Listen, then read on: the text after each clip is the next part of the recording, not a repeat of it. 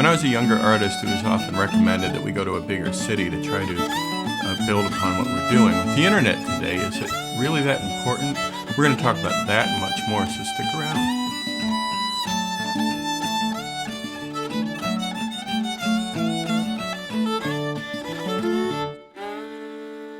Welcome to Charlie's Open Mic. My name is Charlie Mosbrook. On this week's show, we have Annie DeChant. She's a singer-songwriter originally from Cleveland, Ohio. She's now currently based in Nashville, and we're going to talk about how she left Cleveland, where she had built this enormous base, and went to Nashville to try to continue her career. We're going to talk about that and much more, but first we're going to listen to her music.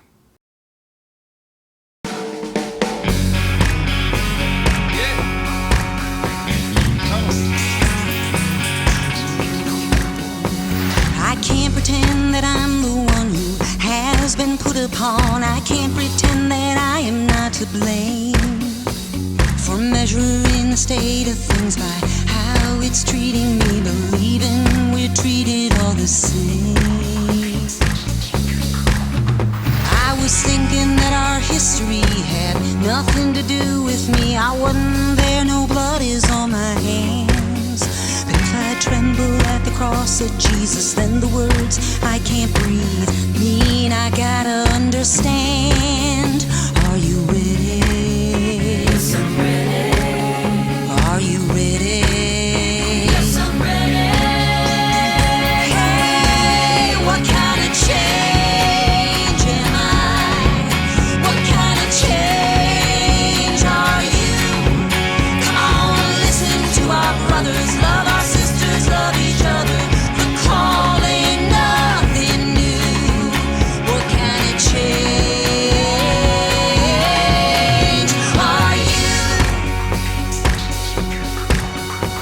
I'll tell you that I traveled far down the road with my guitar, and in all the places that I go. On the poorest side of town, good folks get trampled down. Lord knows they got dreams they wanna grow. They're tearing down the Family Dollar, putting up an ice cream parlor. $7 will buy a gourmet cone. We keep draining all the color till we'll never know each other. Neighborhoods are lines that we have drawn. Are you ready? Yes, I'm ready. Are you ready? Yes, I'm ready. Hey, what kind of change am I? What kind of change are you? Come on and listen to our brothers, love our sisters, love each other. The call ain't nothing new. What kind of change are you?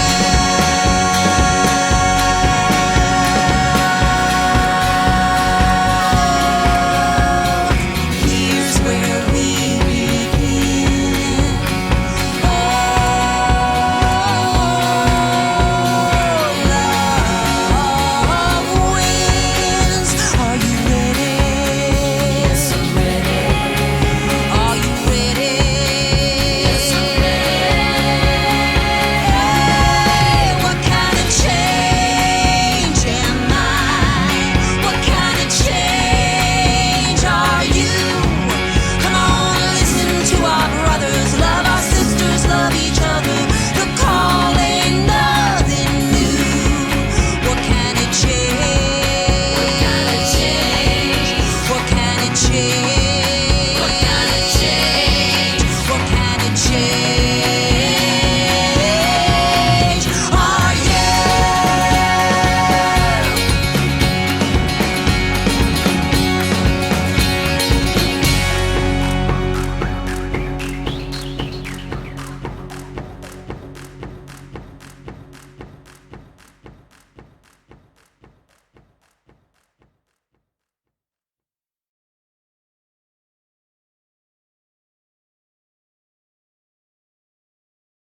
Annie DeChant, welcome to the show. Thank you. Hi, Charlie. Good to see you. It's good You know, to see you. The last time I talked to you was about a year ago, a little under a year ago. It was early March, and your neighborhood had just been hit by a tornado. And we were discussing new ways to find gigs. And then a couple days later, of course, gigs became something that happened in the past. We don't do those anymore. Right. How has your experience been since then? Well, they've been a whirlwind. We already wear so many hats. And then all of a sudden, we find ourselves up in bed at 3 a.m. trying to figure out what a Focusrite is, how to live stream. I have to tell you that immediately I knew I have to start something right now. Like I have to stay in touch with people. And I had a sense pretty early on too that it was going to be a while. For me, it was initially like people like trying to find their way and figure out like, are we going to keep the show? Am I going to Night Town in a couple of weeks? But then it was this live stream thing, all to the end of staying in touch with my fans. Thank God that I have Erin, my partner, because she's so, technically able. We jumped right into my show and we did 55 episodes. So we just been learning so that we can kind of keep doing music. At the very heart of it all is that, and my relationship with my fans. That's the way it's been professionally. And then I keep pitching music. I've just started to really get in the thick of writing again. I write usually in the winter mostly. I released a CD. I did a fundraiser. So like kind of the train kept moving, but we just had to be really agile. We've been staying safe. I don't go inside anywhere. I'm grateful that my mom and dad are safe. And then personally, mourning the loss of people with some of my friends. That's how it's been. Has your neighborhood in Nashville cleaned up since that tornado pretty well? Not entirely, Charlie. Like there are still blue tarps on houses. It's pretty clear still, like which neighborhoods got hit the hardest. Some of them are gone. Some of them still have tarp on them. There's this old church in our neighborhood, probably 3 blocks away, that like it still has these steel beams going up to a wall that just before the tornado hit, they had finished funding for a new stained glass window. And I'm talking huge. It took up this whole facade and they've done this whole fundraising campaign. They finally got it up and it must have been a couple of days later. And the tornado hit, it's destroyed. And those beams are just holding up that facade. That is still there. The fence is still around the church. Houses, you can walk in the park and you still see those swaths, where all the trees are knocked over. So it is still there. You're from Cleveland originally, aren't you? Yeah, I'm from Avon Lake. Your music career, did that begin at a very young age or did you develop that later in life? My career I developed later, but the musical part was just always there. I think my parents could clearly see that was where my body, mind, and soul was. And then they just gave me all the tools I needed. And so I played and I sang. And then once I started singing, people would ask, like, could you sing at my sister's wedding or could you do this? And I was like a twerp, a little kid. My family is huge on both sides. So we were always at a wedding. We were at Tom's Country Place in Avon, Ohio, dancing with my grandma. But my aunt would go up to the band and I'd see her like talking to the band. And then she'd come up to me and be like, go on up there. They're ready for you. And I'd just like take the mic and sing. And I really think that was the way that showed me like, this is what you can do. I loved it. I was very comfortable. So it started there, but it wasn't until college. Charlie, I changed majors like 4 times. God bless my parents. I just couldn't figure out what the hell do I want to do? Like I'm reading, I'm writing. I've got great professors, but I was like, is it theater? Is it music? Is it radio? Is it speech therapy? And finally, like right before my senior year, I figured out like, I think I want to sing. Like, I think I'd like to do that. I think like you can actually do that. And I remember I went up in the hall to one of my professors, said, you know what, Terry, I think I'm going to sing. He goes, oh, thank God you finally realized. What school did you go to? Miami University. So I guess it began there. Then I started lessons in voice. I didn't start to write till later when I was with Craig Robertson in Cleveland. He was a folk singer, right? And I sang backup for him and they started to write because I saw his example. And then I started to be a writer. just was being exposed to somebody who was living it. And that's what he did. I played him 2 songs and he looked at me and said, "These are really good." He goes, "And I don't usually say that, Annie." He goes, "You're going to do them Friday night." I mean, think about that. Like, It's it's just what a gift that was to when you're me. young and that you get that kind of validation. That's really wonderful. Yeah, and he didn't just tell me, like, he put it into action. He was like, "Friday night at his gig, right? You're Hmm. gonna sing." That's gracious. Let's fast forward a little. I Girl Out began with you and Alexis. Is that how that? And then Vicky came on later. Victoria and I who met first, then Alexis and I, and then we all came together. My recollection is that I told them I'd like to start a band. And then after I Girl Out, you started playing solo, and you did a Mhm. record with. John Denny produced it, and then Frank Romano was on lead guitar, Rich Carpenter played drums, and Mike Crow played bass. So then following that, you decided to make a move down to Nashville. What drew you to that? I had reached a point in the Cleveland area where I felt like there wasn't any other place for me to go. Like, I had kind of done what I could imagine could be done there. I started to really think about myself as a writer and pitching to the market. I didn't come here to get a label. In fact, I never really pursued a label very hard. I mean, I did a little bit when Kevin was managing. Odd Girl Out was getting courted a little bit. I came here to get cuts and to learn more about writing for the commercial market. I didn't want to go to New York. I didn't want to go to LA. And I thought Nashville felt just small enough for me because I'm a small town girl and Mhm. that's in me. It brings me comfort to know people and like feel like I got a handle on a place. And so Nashville seemed like the right fit. It is the Mecca for writers. And so you were down there looking for publishers, really. Yeah, I mean, I made a trip down here and came to a workshop and I got affirmation at that workshop. There was a publisher that loved some of my stuff. And after that, we were like, okay, it's time. If you were to do it today, do you feel like Nashville would have the same pull, or do you think that those opportunities are now a little more globally available because of the internet?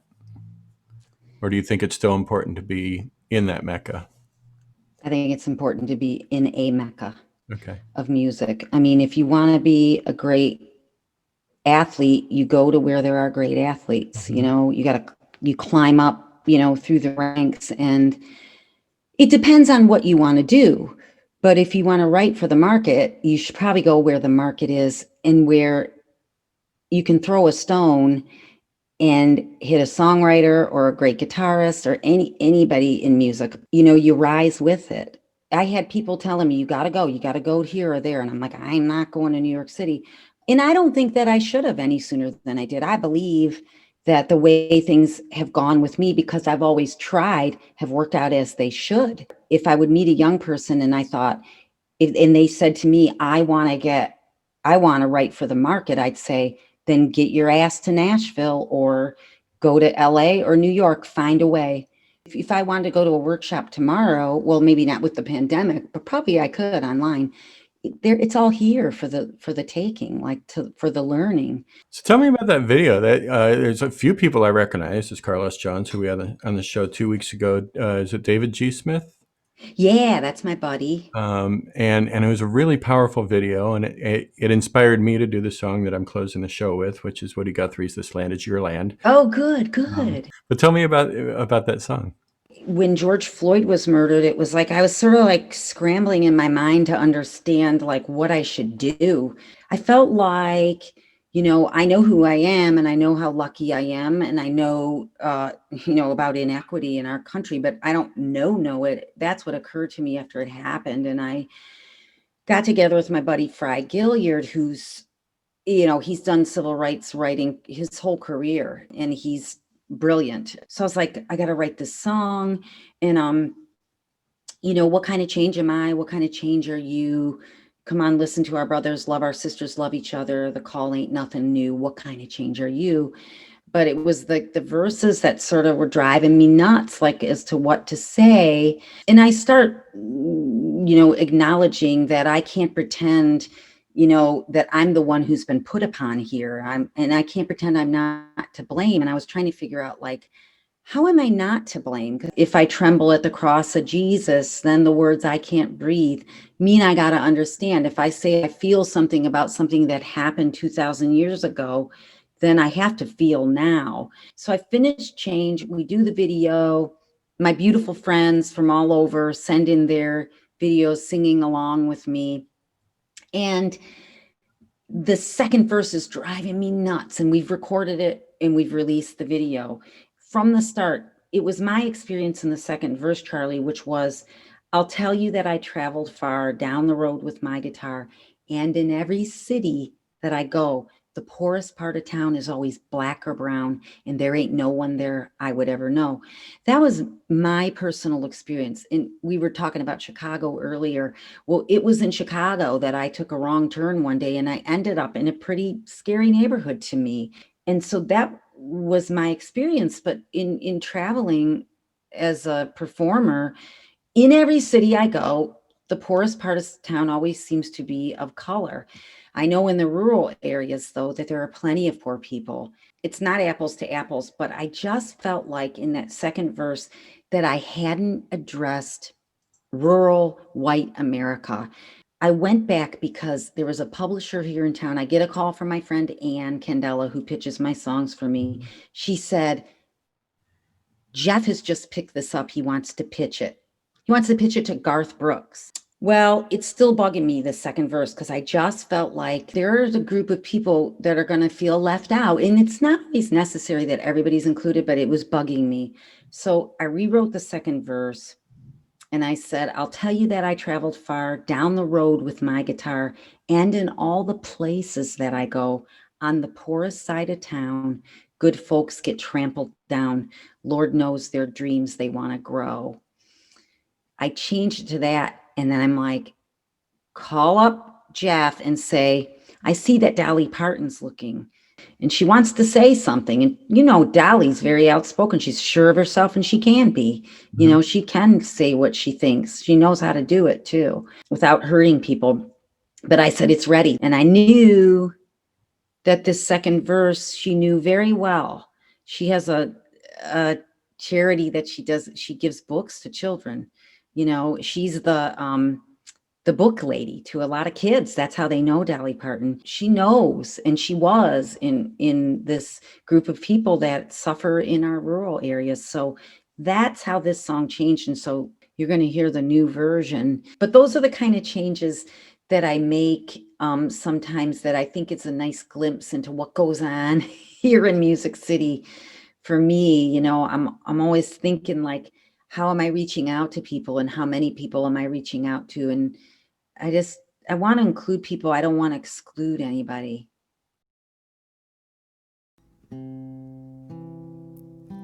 This land is your land. This land is my land. From California to the New York Islands, from the redwood forests to the Gulf Stream waters. Well, this land was made for you and me. As I was walking that ribbon of highway, I saw above me that endless skyway, and I saw below me that golden valley. Well, this land was made for you and me. And I roamed and rambled, and I followed my footsteps through the sparkling sands of a diamond desert. And all around me a voice was sounding. Well, this land was made for you and me. land is your land, and this land is my land. From California to the New York Islands, from the redwood forest to the Gulf Stream waters. Well, this land was made for you and me. And when the sun comes shining and I was strolling with the wheat fields waving, well, and the dust clouds rolling as the fog was lifting, a voice was chanting. This land was made for you and me, and this land is your land, and this land is my land. From California to the New York Islands, or from the redwood forest, or to the Gulf Stream waters. Well, this land was made for you and me. As I went walking, well, I saw a sign there, and on the sign it said you can't go there. But on the other side, it didn't say nothing at all.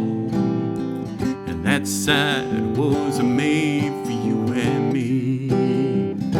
And in the shadow of the steeple, well, I saw my people. By the relief office, I seen my people. And as I stood there hungry, I stood there asking myself, was this land really made for you and me? And nobody living, well, can ever stop me as I go walking on that freedom highway. And nobody living can ever make me turn back, 'cause this land was made for you and me. And this land is your land, and this land is my land. From California to the New York Islands, and from the redwood forest to the Gulf Stream waters. And this land was made for you and me.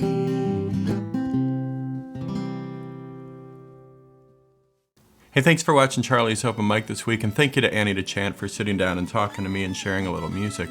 As always, please hit that subscription link down below. Please ring the bell for notifications of upcoming episodes. And you can find us at charliesopenmic.com, where you can find a Patreon link to help support the show. Thank you for watching. We'll see you next time.